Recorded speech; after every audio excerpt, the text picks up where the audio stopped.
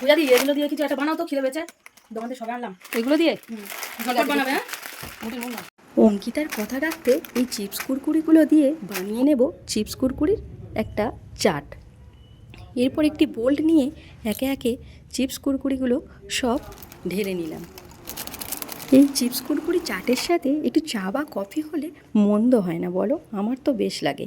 এরপর পেঁয়াজ কুচি, লঙ্কা কুচি, টমেটো কুচি এক পরপর দিয়ে দিলাম। এরপর সামান্য একটু গোলমরিচের গুঁড়ো, soya sauce, green chilli sauce ও টমেটো সস। তোমরা চাইলে এটাতে একটু লেবুর রসও চিপে দিতে পারো, আমার কাছে অ্যাভেলেবেল ছিল না তাই দিলাম। এরপর একটু ঝাঁকিয়ে নিলেই রেডি হয়ে যাবে। ওই গো পূজা দি, হলো তোমার? তাড়াতাড়ি দাও, খিদে পেয়েছে তো। আরে আসছি আসছি, হয়ে গেছে। ওই দাও, দেখি দেখি, খুব সুন্দর। ওয়াও!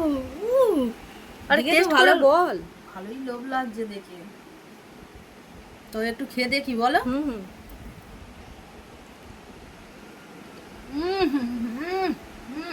কি বানিয়েছো! আরে আমি একটু টেস্ট করি। দেখো দেখো, খুবই সুন্দর হয়েছে কিন্তু। টক টক ঝাল ঝাল মিষ্টি মিষ্টি।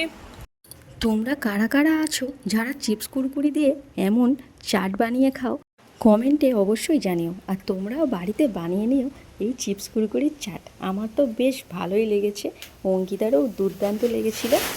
আর চ্যানেলটিকে সাবস্ক্রাইব করে পাশে থেকো যাতে আরও ভালো ভালো ভিডিও দিতে পারি। বাই।